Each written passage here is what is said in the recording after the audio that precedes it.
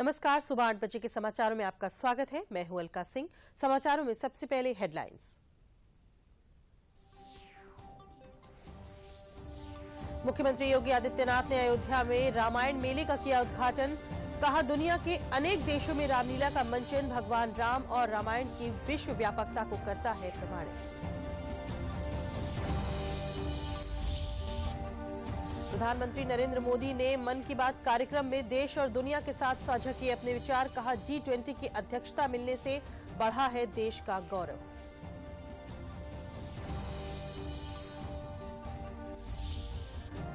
वाराणसी में चल रहे काशी तमिल संगमम में हुई दक्षिण और उत्तर भारत के आध्यात्म और धार्मिक क्रियाकलापों की एकरूपता और स्वीकार्यता पर चर्चा। तमिल विद्वानों ने भी काशी के विद्वानों के साथ रखे विचार। और मथुरा में खेलो इंडिया राष्ट्रीय महिला तीरंदाजी प्रतियोगिता की हुई शुरुआत। 23 राज्यों के 330 तीरंदाज करेंगे अपनी खेल प्रतिभा का प्रदर्शन।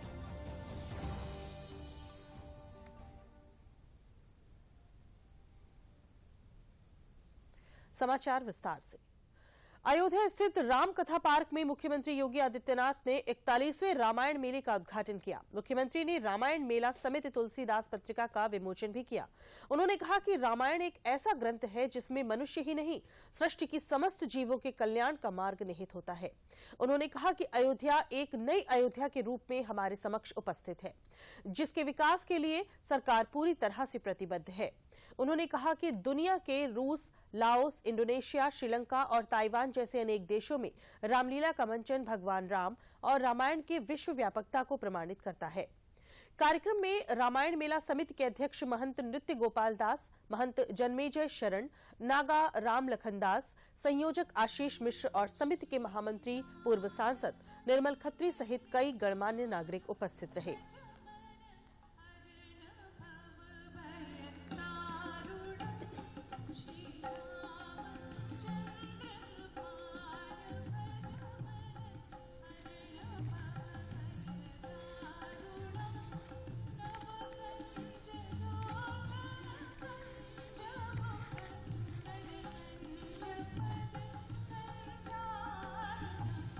दुनिया के अंदर आप कहीं चले जाइए, आप रामायण यहाँ पे दीपोत्सव के कार्यक्रम के अवसर पर देखते होंगे, कई देशों की रामलीलाएं आती हैं। थाईलैंड की, लाओस की, इंडोनेशिया की रामलीला तो जग प्रसिद्ध है, रूस की, ताइवान की, श्रीलंका की, नेपाल की, भूटान की, दुनिया के तमाम देशों की रामलीलाओं को बुलाते हैं। यहां पे मंचन होता है, देर रात्रि तक ये मंचन के कार्यक्रम चलते हैं। राम की संस्कृति दुनिया के अंदर जहां कहीं भी गई, मानवता के कल्याण का मार्ग प्रशस्त करती है। प्रभु श्री राम का नाम ही अपने आप में एक मंत्र है। उस मंत्र को जिस रूप में जो व्यक्ति लेगा, उसको उस प्रकार का फल भी प्राप्त हो जाएगा। मुख्यमंत्री योगी आदित्यनाथ ने गोरखपुर वासियों को 1822 करोड़ रुपए की लागत से होने वाले विकास परियोजनाओं की सौगात दी। मुख्यमंत्री ने गोरखपुर के स्पोर्ट्स कॉलेज परिसर में आयोजित कार्यक्रम में 4 प्रमुख परियोजनाओं का बटन दबाकर शिलान्यास किया। इनमें 474.42 करोड़ रुपए की लागत से महानगर में जलभराव की समस्या का ठोस समाधान करने वाली गोंडधोइया नाला परियोजना, 561.34 करोड़ रुपए की लागत वाली गोरखपुर सीवरेज योजना और 689.35 करोड़ रुपए से भटहट बासस्थान मार्ग के 4 लेन का चौड़ीकरण व सुदृढ़ीकरण कार्य शामिल है। इसी के साथ 96.50 करोड़ रुपए की लागत वाली जेल बाईपास पर फ्लाईओवर का भी शिलान्यास मुख्यमंत्री ने किया। इस फ्लाईओवर का निर्माण कार्य पूर्ण होने के बाद खजांची चौराहा पर लगने वाले जाम की समस्या से लोगों को निजात मिलेगी। मुख्यमंत्री योगी आदित्यनाथ ने इस अवसर पर विभिन्न योजनाओं के लाभार्थियों को प्रमाण पत्र भी वितरित किए। भाइयों बहनों, हम सबको देखना होगा, ये सब इसलिए संभव हो पाया है क्योंकि विकास की हर परियोजना में आज केंद्र और राज्य सरकार जब एक जैसी विचारधारा की सरकारें होती तो डबल इंजन की सरकार उसमें कार्य करती है, और डबल इंजन के साथ जब स्थानीय निकाय की संस्थाओं में भी उसी पार्टी की सरकार और बोर्ड गठित होता है, ये ट्रिपल इंजन का काम करता है। 3 गुना रफ्तार से बुलेट ट्रेन की दिशा में विकास के कार्य तेजी के साथ आगे बढ़ते हैं और विकास की उसी प्रक्रिया को आगे बढ़ाने के लिए आज एक बार फिर से मैं आपके बीच में यहां पर उपस्थित हुआ हूं। भाइयों बहनों, हम सबको एक बारे में सोचना होगा कि विकास का कोई विकल्प नहीं होता और यही जीवन में परिवर्तन लाएगा। इसी से रोजगार का सृजन होगा, नौजवानों को नौकरियां मिलेंगी, प्रत्येक के जीवन में परिवर्तन लाया जा सकता है और इसी को ध्यान में रख करके हम लोगों ने गोरखपुर को विकास के एक मॉडल के रूप में प्रस्तुत करने का कार्य किया। 2017 के पहले गोरखपुर में एम्स नहीं था, स्वास्थ्य सुविधाएं चरमराई गई थी। आज बीआरडी मेडिकल कॉलेज स्वास्थ्य के एक उत्कृष्ट सेंटर के रूप में विकसित हुआ है, तो गोरखपुर में एम्स का निर्माण भी प्रारंभ हो चुका है। एम्स अपना यहां पर उपचार शुरू कर दिया है, प्रधानमंत्री जी के कर कमलों से उसका उद्घाटन भी हो चुका है। प्रधानमंत्री नरेंद्र मोदी ने कल मन की बात कार्यक्रम की ताजा कड़ी में देश विदेश के लोगों के साथ अपने विचार साझा किए। पीएम मोदी ने भारत को G20 की अध्यक्षता मिलने पर इसे देश का गौरव बताया, तो साथ में कई गंभीर मुद्दों से देश को अवगत कराया। देखिए पूरी रिपोर्ट।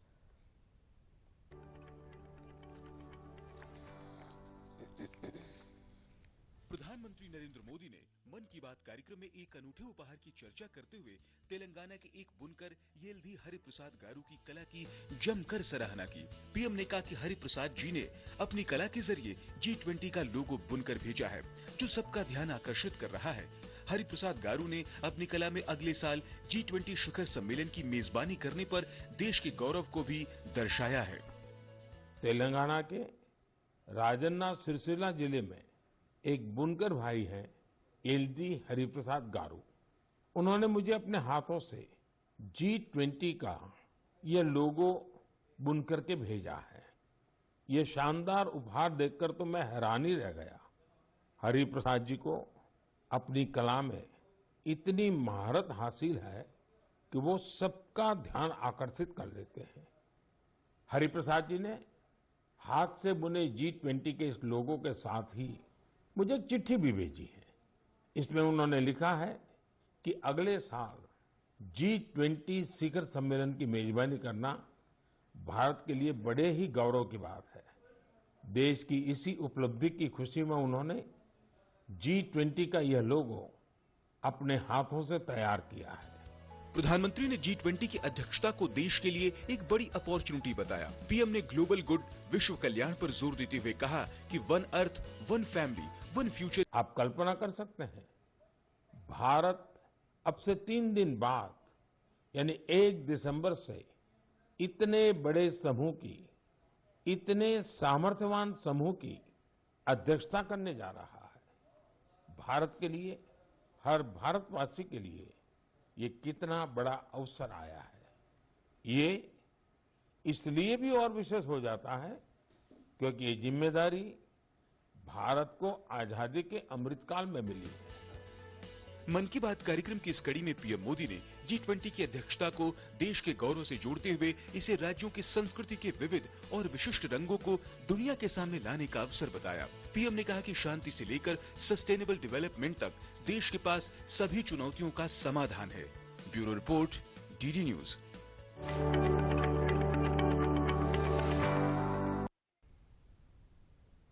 काशी तमिल संगमम कार्यक्रम के तहत कल आध्यात्मिक विषय पर एक सम्मेलन विश्वनाथ मंदिर कॉरिडोर परिसर के त्र्यंबकेश्वर हॉल में हुआ, जहां पर बड़ी संख्या में उत्तर और दक्षिण भारत के विद्वत जनों ने आध्यात्मिक चर्चा की।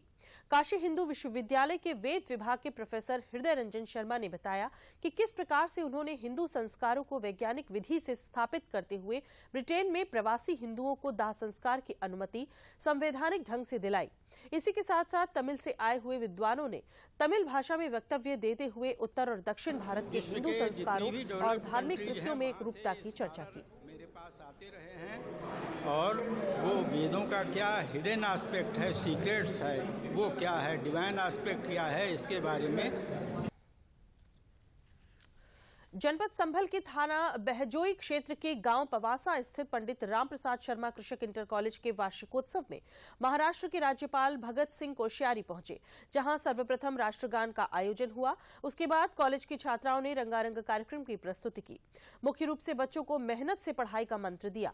भगत सिंह कोश्यारी ने अपने स्कूली शिक्षा के दिनों की चर्चा करते हुए कहा कि आज डिजिटल शिक्षा है, बच्चे मोबाइल का सही इस्तेमाल करें और शिक्षा का पोर्टल खोलें, मेहनत करें, आगे बढ़ें जब अच्छे शिक्षक आपके पास हैं। राज्यपाल ने कहा कि आप चाहे आर्मी में जाएं, साइंटिस्ट बने या राजनीति में जाएं, लेकिन आगे बढ़ें। आपको पता है कि हमारे प्रधानमंत्री जी ने, केंद्र सरकार ने एक नई शिक्षा नीति 2020 नेशनल पॉलिसी लाई है, NEP।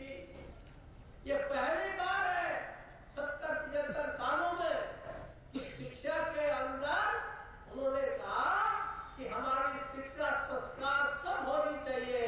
हमारी शिक्षा में हमारे देश के जो महान संत हुए हैं, महान क्रांतिकारी हुए हैं, महान आंदोलनकारी हुए हैं, ऐसे हमारे जो महान लोग हैं, उस परंपरा को संतों के, तीर्थों के, उसकी सारी पढ़ाई होनी चाहिए। ये पहली बार हुआ है। संविधान दिवस के उपलक्ष्य में भारतीय संविधान के प्रति जन जागरूकता के लिए एक संगोष्ठी का आयोजन गोंडा में किया गया। इस मौके पर संविधान का पाठन किया गया और तिरंगा यात्रा निकाली गई। कार्यक्रम में संविधान की मूल प्रति का एक सेल्फी पॉइंट बनाया गया, जहां संविधान की प्रति का विद्यार्थियों द्वारा अवलोकन किया गया। कार्यक्रम में मुख्य विकास अधिकारी गौरव कुमार और पूर्व प्रधान मुख्य आयकर आयुक्त गिरीश नारायण पांडे ने महाविद्यालय के छात्रों और सभा में उपस्थित सभी लोगों के साथ संविधान की प्रस्तावना का पाठ किया। गिरीश नारायण पांडे और अन्य वक्ताओं ने संविधान में दिए गए प्रदत्त अधिकारों की जानकारी दी।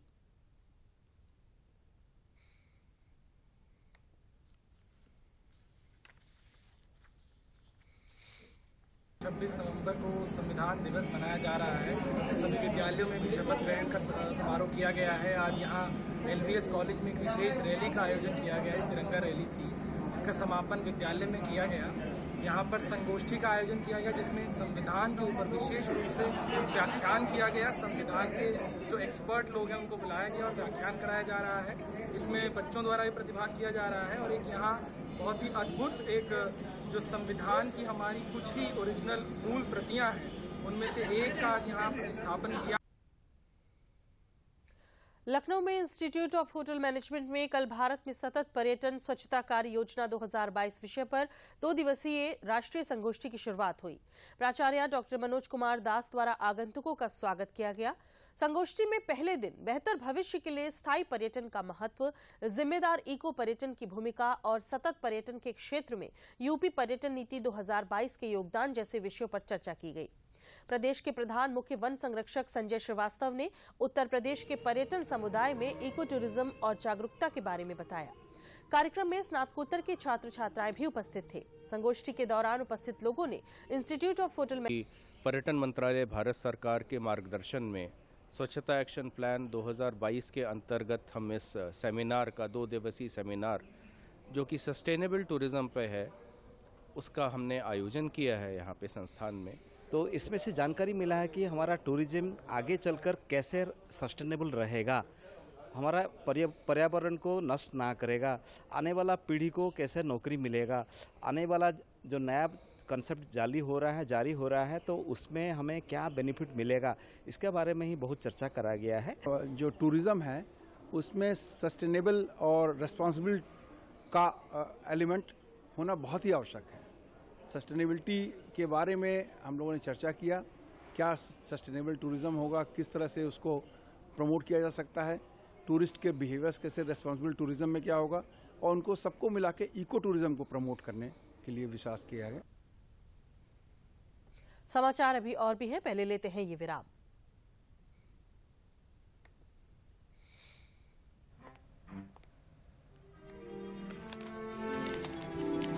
इतनी जल्दी पैसे डबल? ओ, जमा करोगे तो फिर भुगतोगे। यहाँ लो। ऐसी लुभाने वाली स्कीम में पैसे जमा करना यानी धोखे की संभावना, इसलिए पहले पूरी जांच, उसके बाद पैसे जमा, नहीं तो आपके पैसे हो जाएंगे पुर्र। आरबीआई कहता है जानकार बनिए, सतर्क रहिए।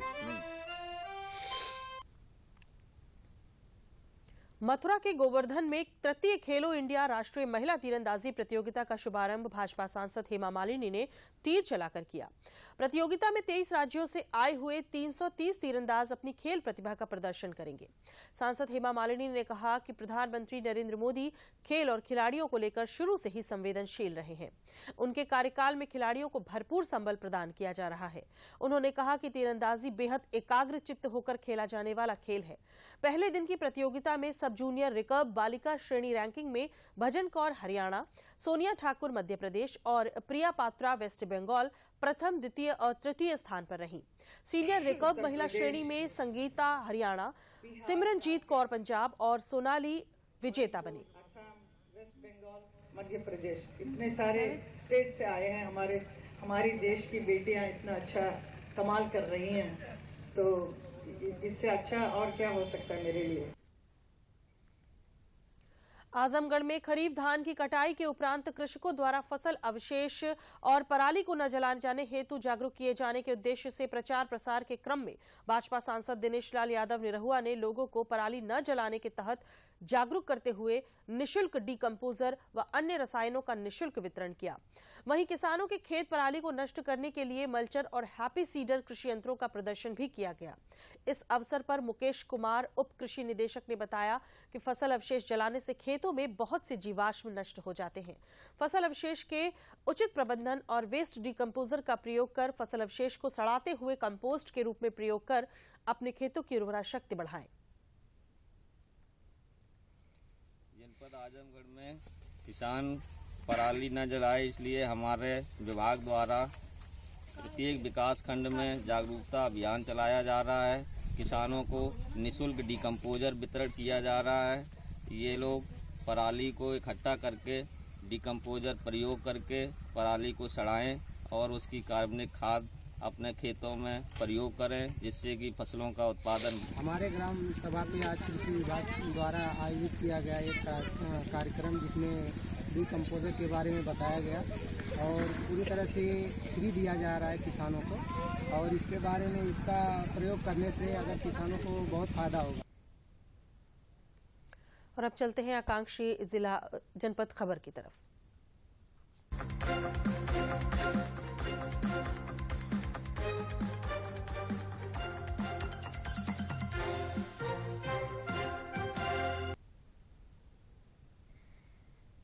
नीति आयोग द्वारा सोनभद्र जिले को आकांक्षी जनपदों की सूची में डालने के बाद से स्वास्थ्य सेवाओं में बेहतर बदलाव देखने को मिलने लगे हैं।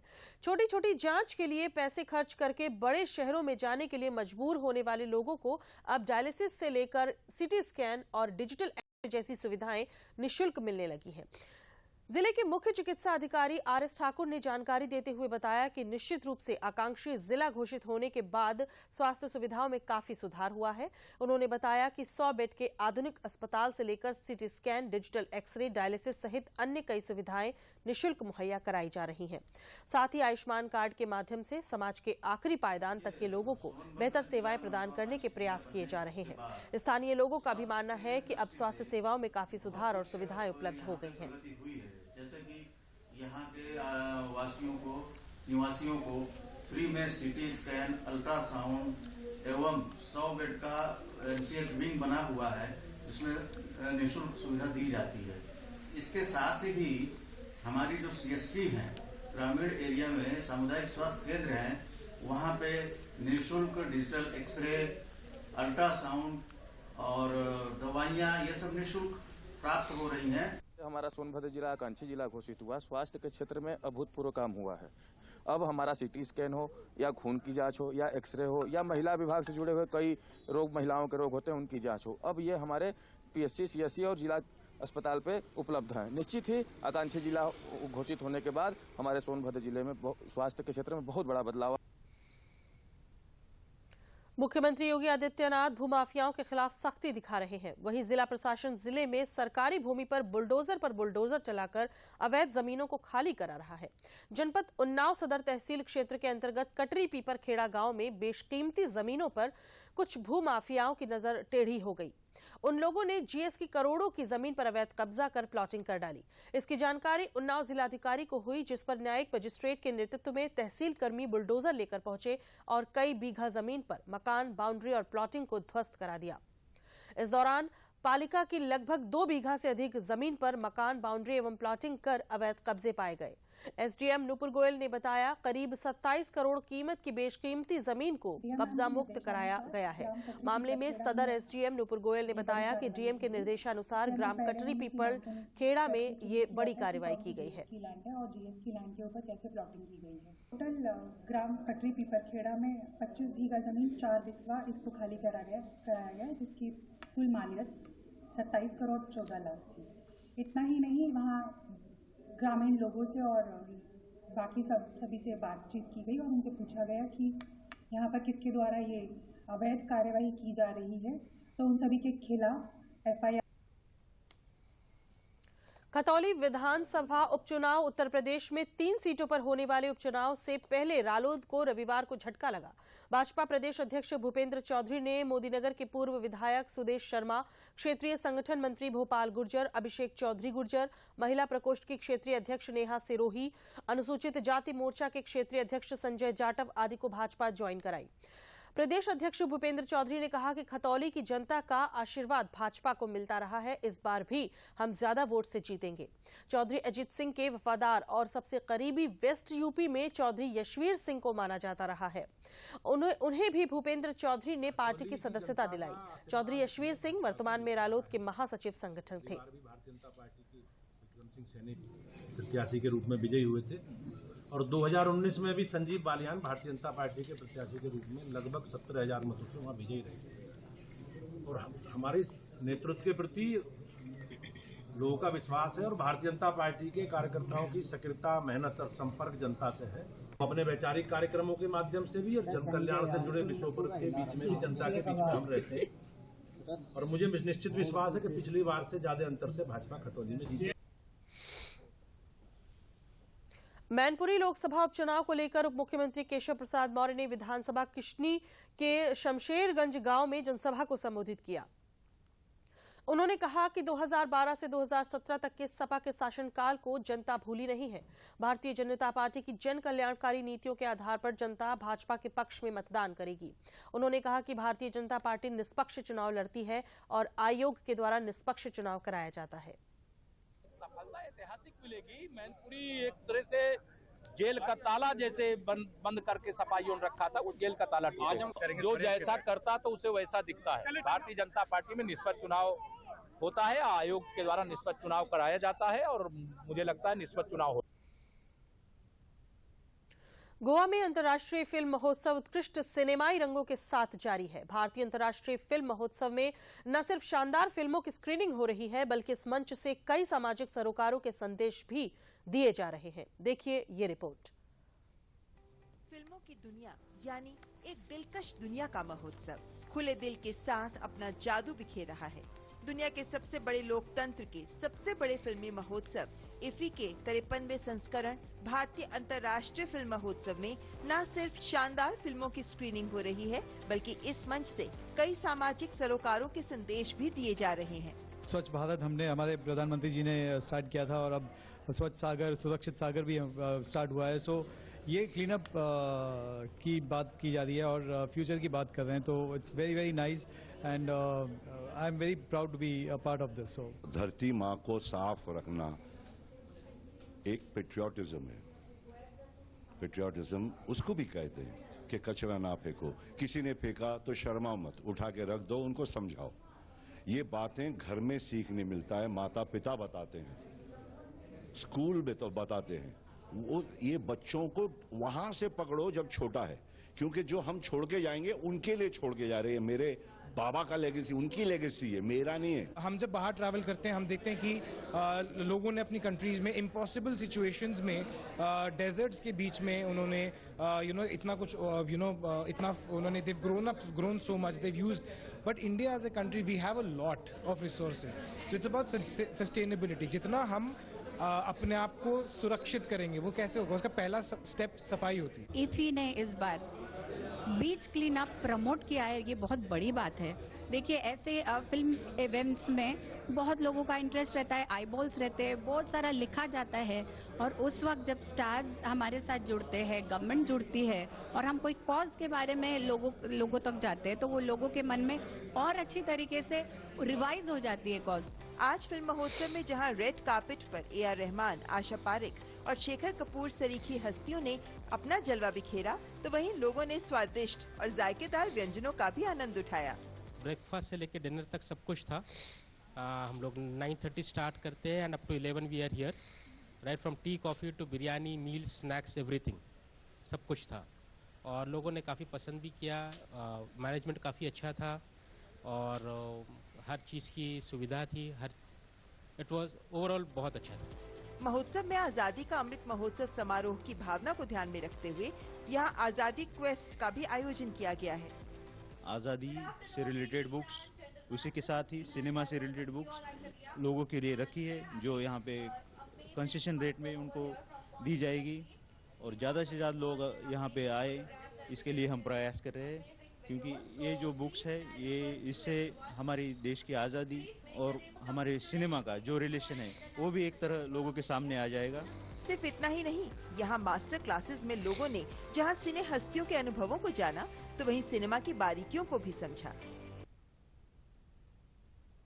41वां भारत अंतर्राष्ट्रीय व्यापार मेला रविवार को भारी भीड़ के साथ संपन्न हो गया। मेले में सर्वश्रेष्ठ पंडालों के लिए राज्यों के पंडालों में केरल को स्वर्ण मंत्रालय और विभागों में इनकम टैक्स और विदेशी पंडालों में अफगानिस्तान को स्वर्ण पदक से सम्मानित किया गया। मेले में मिले अच्छे रुझान से प्रदर्शक भी उत्साहित नजर आए। ITPO द्वारा दिल्ली के प्रगति मैदान में आयोजित 41वां भारत अंतर्राष्ट्रीय व्यापार मेला रविवार को भारी भीड़ के साथ संपन्न हो गया। मेले में सर्वश्रेष्ठ पंडालों के लिए आखिरी दिन पुरस्कार प्रदान किए गए। इसमें राज्यों के पंडालों में केरल को स्वर्ण, बिहार को रजत और मध्य प्रदेश को कांस्य पदक मिला, जबकि ओडिशा को विशेष प्रशंसा पत्र प्रदान किया गया। मंत्रालयों और विभागों में इनकम टैक्स को जहां स्वर्ण पदक मिला तो वहीं केयर बोर्ड को रजत और रेल मंत्रालय को कांस्य पदक प्रदान किया गया। इसमें विशेष प्रशंसा पत्र आयुष मंत्रालय को दिया गया। विदेशी पंडालों में अफगानिस्तान को स्वर्ण, थाईलैंड को रजत और तुर्की को कांस्य पदक प्रदान किया गया। सार्वजनिक संचार और आउटरीच के लिए स्वास्थ्य एवं परिवार कल्याण मंत्रालय को विशेष रूप से सम्मानित किया गया। Pragati Maidan had become a mini India. And in the last 14 days, we saw something very unique experiences. And let me narrate a few of them. We didn't realize that in the last 14 days, almost 1 million people have visited the trade fair. मेले में इस बार अंत में प्रमुख समाचार एक बार फिर। मुख्यमंत्री योगी आदित्यनाथ ने अयोध्या में रामायण मेले का किया उद्घाटन। कहा, दुनिया के अनेक देशों में रामलीला का मंचन भगवान राम और रामायण की विश्व व्यापकता को करता है प्रमाणित। वाराणसी में चल रहे काशी तमिल संगमम में हुई दक्षिण और उत्तर भारत के आध्यात्म और धार्मिक क्रियाकलापों की एकरूपता और स्वीकार्यता पर चर्चा। तमिल विद्वानों ने भी काशी के विद्वानों के साथ रखे विचार। और मथुरा में खेलो इंडिया राष्ट्रीय महिला तीरंदाजी प्रतियोगिता की हुई शुरुआत। 23 राज्यों के 330 तीरंदाज करेंगे अपनी खेल प्रतिभा का प्रदर्शन।